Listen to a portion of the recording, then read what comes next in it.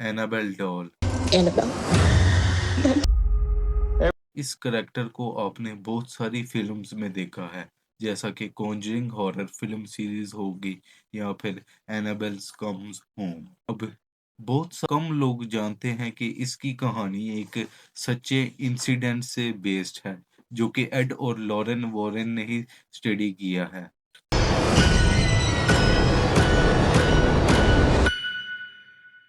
तो ये कहानी शुरू होती है 1970s के टाइम पर।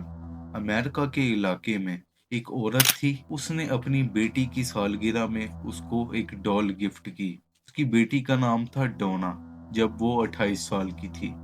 अब डोना को डॉल से खेलने का बचपन से शौक था बहुत ज़्यादा। डोना और उसकी एक सहेली थी एंजी, दोनों ये एक अपार्टमेंट में रहती थी, एक फ्लैट में।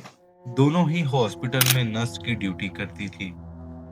तो देखते ही देखते थोड़े ही अरसे में डोना जो थी इस डॉल से इतना इंस्पायर हुई और इतना फ्रैंक हो गई कि हर वक्त इसी को साथ अपने रखती थी। कुछ दिनों के बाद इसके साथ ऐसा होने जा रहा था कि इसका असर सारी जिंदगी इसके ऊपर रहा। कुछ दिन गुजरे, ये डॉल डोना जो थी अपने तकिए के नीचे सुलाती थी इसको। उसने कुछ दिन बाद नोटिस किया कि ये डॉल थोड़ी थोड़ी हिलती है।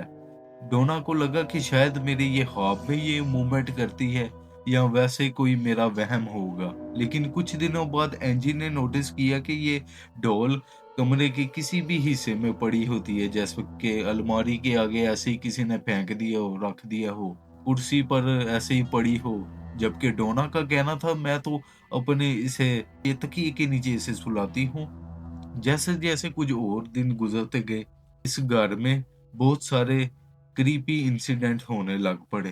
अचानक एक दिन इनको स्टिकी नोट पर कुछ मैसेजेस इनको लिखे हुए दिखाई दिए, जैसा कि हेल्प अस और तरह के कुछ मैसेजेस। और ये मैसेजेस खून से लिखे होते थे अक्सर। और फिर एक दिन ये जब दोनों सहेलियां डोना और एंजी अपने घर वापस आई हॉस्पिटल से, तो फिर ये देखकर हैरान हो गई। अब जैसे ही इन्होंने ये दरवाजा खोला, इनके सामने ये डॉल खड़ी हुई इनको दिखाई दी।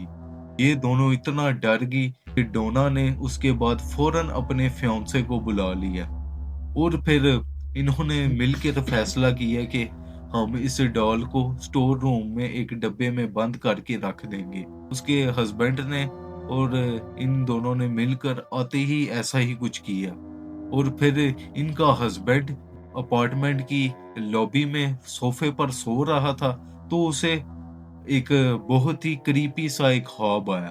उस ख्वाब में इसके गले को दबाया गया और इसको खरोंचें वगैरह पड़ी और जैसे ही इसकी जब नींद खुली, तब ये हैरान हो गया। वाक़ई इसके गले पर निशान थे और जब इसने अपनी कमर की तरफ शीशे से देखा, कमर पर भी नाखूनों के निशान थे। ये देखकर ये तीनों इतना डर गए, इन्होंने फ़ौरन उस वक़्त के मशहूर मियाँ-बीवी पैरानॉर्मल इन्वेस्टिगेशन एड और लॉरेन वॉरेन को फ़ौरन बुला लिया। ये इतने मशहूर पैरानॉर्मल इन्वेस्टिगेटर थे, उन्होंने फ़ौरन इस डॉल के ऊपर स्टडी करना शुरू कर दी। तो इन्होंने जब इस डॉल के बारे में पता किया, इस डॉल की डीमन से राब्ता करने की कोशिश की, तो पता चला कि यहाँ पर जहाँ पर ये डोना और एंजी रह रहे थे, इसी अपार्टमेंट में किसी 7 साला बच्ची की मौत हुई थी। अब ये मौत की वजह तो नहीं पता आगे सामने आई, बताया यही आगे जाता है कि उसी बच्ची की रूह इस डॉल में बस गई और इस बच्ची का नाम था एनाबेल। असल में इस डॉल का नाम था रैगडियन डॉल। इसकी एक सीसीटीवी फुटेज भी सामने आई, जो कि आप ये देख सकते हैं।